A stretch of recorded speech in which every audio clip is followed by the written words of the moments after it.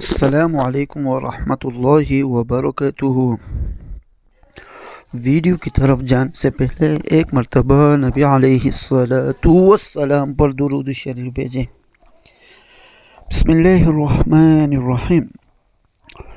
اللہم صلی علی سیدنا محمد وعلی آل سیدنا محمد وبارک وسلم، صدق اللہ العظیم۔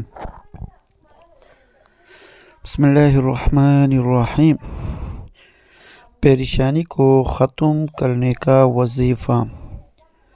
اگر آپ پر اچانک کوئی پریشانی یا مصیبت آ جائے تو آپ نے 4 رکعت نماز نوافل اس طرح ادا کرنی ہے کہ پہلی رکعت میں سورۃ فاتحہ کے بعد 41 مرتبہ سورۃ الاخلاص پڑھنی ہے، پھر دوسری رکعت میں سورہ فاتحہ کے بعد 31 مرتبہ سورۃ الاخلاص پڑھنی ہے، پھر تیسری رکعت میں سورۃ الفاتحہ کے بعد 21 مرتبہ سورۃ الاخلاص پڑھنی ہے، پھر چوتھی رکعت میں سورۃ الفاتحہ کے بعد 11 مرتبہ سورۃ الاخلاص پڑھنی ہے، پھر اسی جگہ بیٹھ کر 41 مرتبہ درود ابراہیمی پڑھنا ہے، پھر سجدے میں سر رکھ کر 100 مرتبہ یا اللہ پڑھنا ہے،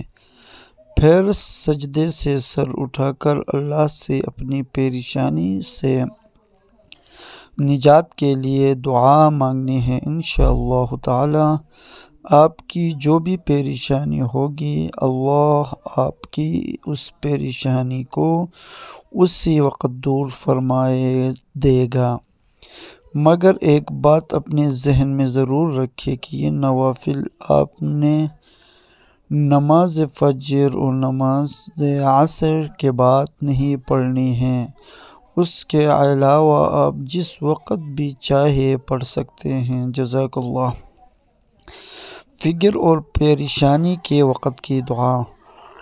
حضرت عبداللہ بن عباس رضی اللہ تعالی عنہ سے روایت ہے کہ رسول اللہ صلی اللہ علیہ وآلہ وسلم کو جب کوئی پریشانی لاحق ہوتی تو زبان مبارک پر یہ کلمات جاری ہوتے: لا الہ الا اللہ العظیم الحلیم، لا الہ الا اللہ رب العرش العظیم، لا الہ الا اللہ رب السماوات ورب الارض ورب العرش الکریم، صدق اللہ العظیم۔ آمین یا رب العالمین برحمتک یا ارحم الراحمین۔